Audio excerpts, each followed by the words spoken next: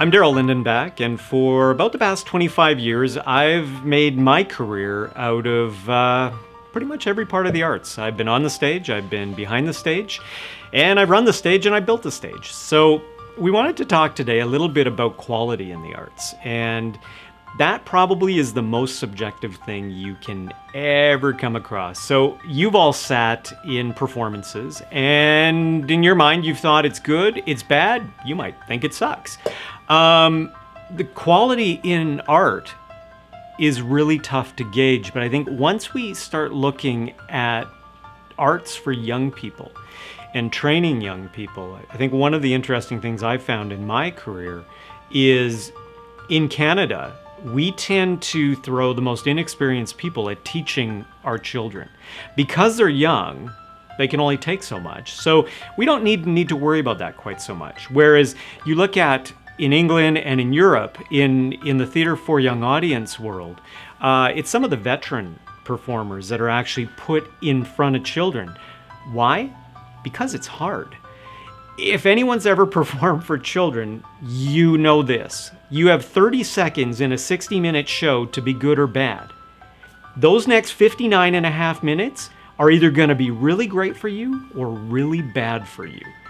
Those first 30 seconds are going to tell you. So that's why they put the veterans there, and it's about giving these kids a chance to grow. 99.99% of these kids are never going to do this for a career or for a living, but like sport, the arts builds people. So you're giving them a chance to be better communicators, to be able to work in teams, to be able to express themselves more clearly. That's why they're doing this. Yes, the 0.01% of them are going to go on, and we want to foster that, and they're going to be the stars we're going to watch on film and screen and hear on the radio. But most aren't. So what we need are people that genuinely care about kids, number one. The arts aren't secondary, but if you don't care about kids, if you don't care about a child's growth, then no matter how much knowledge you have in the arts, it won't really matter, and a lot of what you do may go completely over their heads. So what we're looking for in teaching kids is people that are, passionate about education, first and foremost, and have a background in the arts, aren't just making it up, haven't just read a book or gone online, read it on the web and said, hey, I'm a teacher now.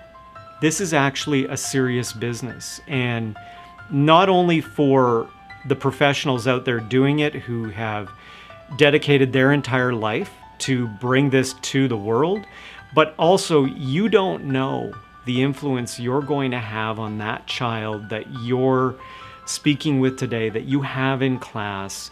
You don't know where they're going to end up. You don't know how they're going to impact the world. They may not be an artist, but they may end up being a funder of the arts. They may end up being just an arts patron.